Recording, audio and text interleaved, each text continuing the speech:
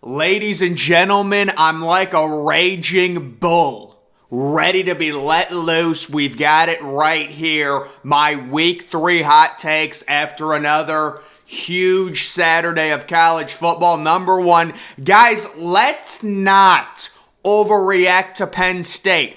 We're all, extremely happy, very excited for Penn State, their big win over Auburn.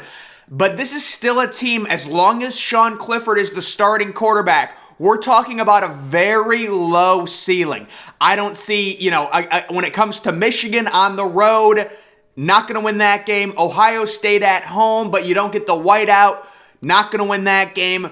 I know people want to rank Penn State inside of their top 10. This is a good team.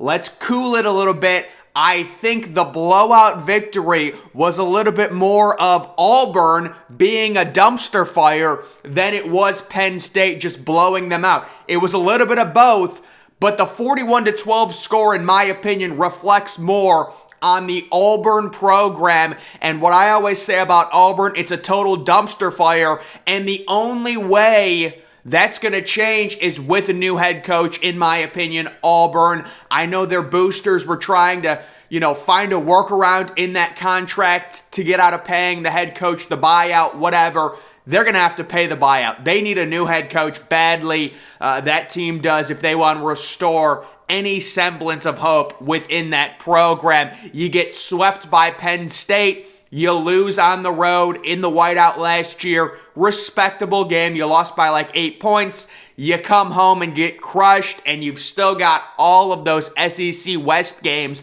I think Auburn is looking at a minimum of 5 losses, possibly a 6-6 type season. Not good. They need a new head coach. It's really bad for Auburn. I think that Penn State-Auburn game was more on Auburn being really bad than it was Penn State being really good. That's just my opinion. I've been seeing a lot of people saying, Penn State's, one of the best teams in the Big Ten. Let's pump the brakes on that a little bit. Number 3, the Pac-12 owns the Big Ten, ?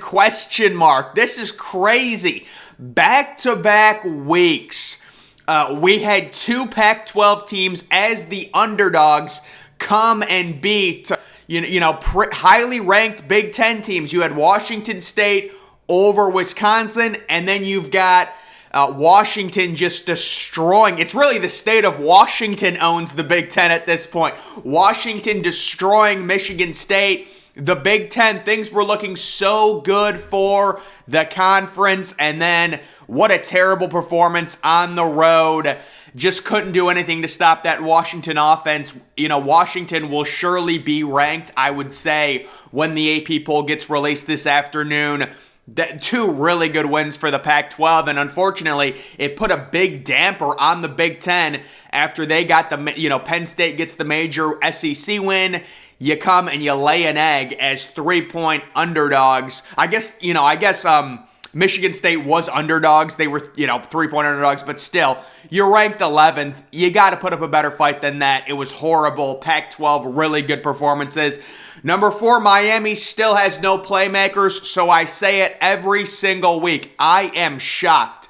The Miami boosters, the NIL program they have, did not pull a Jordan Addison type move where, let's be honest, USC just paid Jordan Addison to transfer there. You think Miami could take a really good playmaker from a smaller school. They just have no receivers.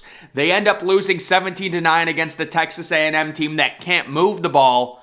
The only problem is they just have no playmakers to surround Tyler Van Dyke, and it's a reoccurring issue with Miami, and I said it was going to happen. I had Texas A&M winning a close game. They actually end up covering the spread because Miami only scores 9 points.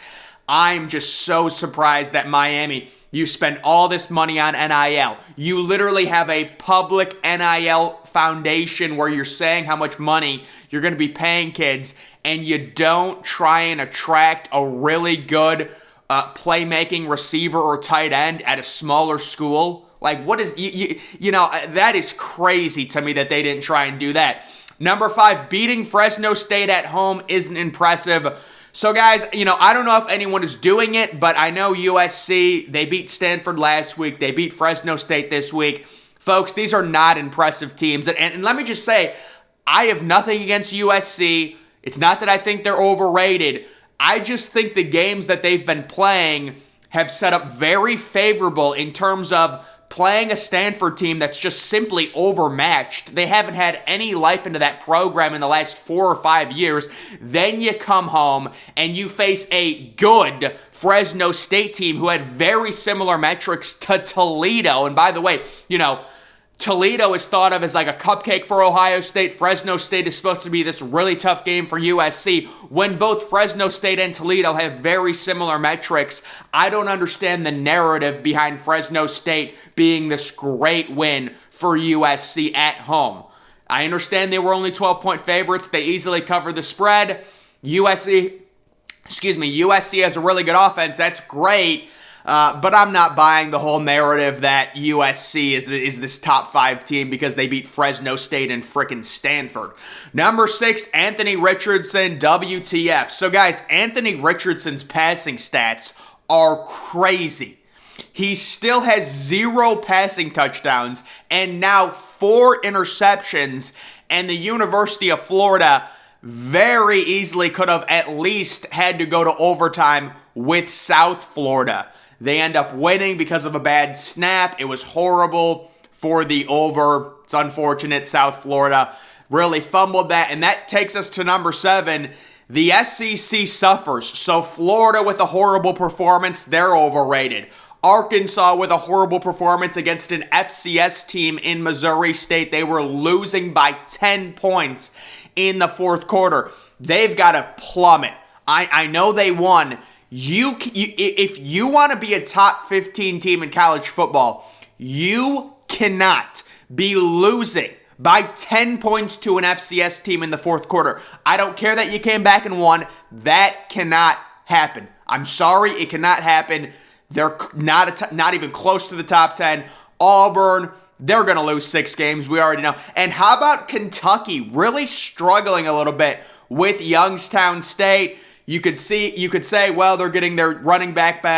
They weren't up for the game. It's an FCS school. Still, it wasn't a good performance by Kentucky. So those 4 teams for the SEC, in my mind, are trending down. Number 8, UCLA is a lost program. So, guys, UCLA comes back. They get a last-second win against South Alabama in front of about 300 people in the Rose Bowl. I don't know if you fire Chip Kelly. You've got to do something. I mean, you've got a four-year quarterback, and you're struggling to beat South Alabama. You've got a really good running back, Zach Charbonnet. You're struggling to beat South Alabama. There is something internally wrong with that UCLA program. Very similar non-conference schedule to Michigan, where we know UCLA and Michigan were supposed to have a home-and-home this year. Michigan ended up canceling that. So both of these teams are facing just nobody in non-conference, and UCLA is 3-0. But it's the combination of almost losing to South Alabama, and you've got like 500 people in the stands. The photos are horrible. I don't know what needs to happen with that program. I think you need some sort of rock star hire, to turn that program around. Oregon is Georgia's sex slave, and it's disgusting, and this happens every year with some team. We get the sham fake game in week 1 where there was major collusion between Dan Lanning and Kirby Smart. And now Oregon's beating all these teams, and it's only making Georgia look better, folks. This is horrible for college football. It really is disgusting. Number 10, I love Iowa football. So Iowa, oh my God. In only Iowa fashion, they're up 17-0 in the third quarter. There's about, 5 hours worth of delays, and then they restart the game. Iowa ends up winning 27-0, and once again, the under hits. Iowa football, it might be the most boring thing I've seen in my life, Iowa football, but that actually makes it entertaining. You're always wondering what the score is going to be. So this score ended up being 27-0. Iowa wins. We'll have to see what the over-under is next week for Iowa. Number 11, rest in peace, Marshall. Oh, no. Marshall coming off their huge win at Notre Dame. Next, they travel to Bowling Green, where they're 14-point favorites, or they might have been 17-point favorites, and they end up losing to frickin' Bowling Green. You've got to be kidding me. I would have loved to have seen Marshall get ranked. Well, that's certainly not going to happen now. I had the over on that game. Number 12, LSU, big win, I guess. Yeah, guys, so I was watching this game.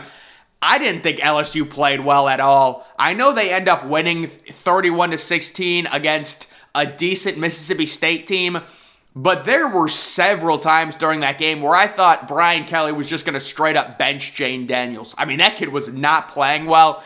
And Keyshawn Boutte, I'm just going to say, is that kid even trying? Keyshawn Boutte, maybe that's just some receivers are nonchalant like that, and that's kind of how they play. But that dude, it looks like he's not even trying. So LSU does get the win. It is an important win. This was my parity game. I said LSU was going to win because I couldn't see a situation where Mississippi State goes to 3-0. It happens. Both of them are 2-1. Number 13, Georgia Tech is going nowhere. Oh my goodness. So Georgia Tech's got a really tough schedule. They get a home game with Ole Miss week 3, and they get absolutely annihilated. They have one of the worst offenses in college football. They lose 42-0. They need a head coach. It's as simple as that.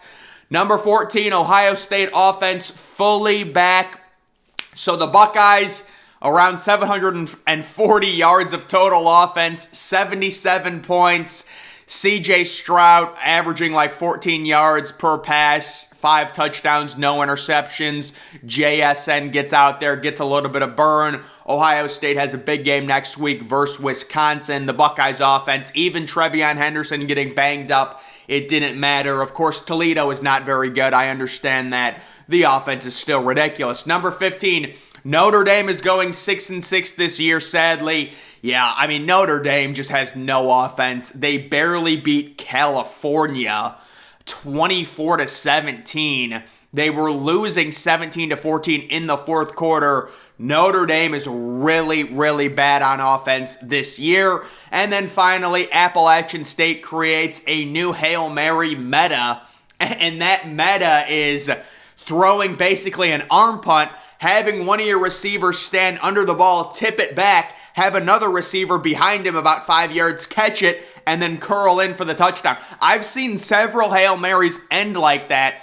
I wonder if you're like 65, 70 yards away where the quarterback can't get it to the end zone, if you have some type of strategy where you put one of the receivers who just has the option to tip it back and have the other receiver 5 yards behind him and try and catch it and then curl in for a touchdown. I'm not saying it's going to happen. It was just a cool play. And I have seen it happen a few times, though, where that situation, they tip it back or it gets tipped, and then the receiver who lags behind, nobody's paying attention to him, he ends up getting it off the deflection and scores a touchdown. That's a crazy win for Appalachian State. I thought it was a really bad job by ESPN putting that game on ESPN+. I think they kind of forced the Appalachian State thing, although I understand it. There really wasn't a great game for game day to go to. They wanted to go to the A&M Miami game, but A&M lost to Appalachian State, so that didn't happen. But it was just like, you're having game day here, and this game's not even on cable. It's on ESPN Plus or whatever. You need a subscription for it. I mean, I probably wasn't going to watch the game anyways, but it's kind of weird that the college game day game was on ESPN Plus, and then something crazy happens in it, and no one really sees it until you're watching highlights. So, I don't know. It was kind of a weird situation.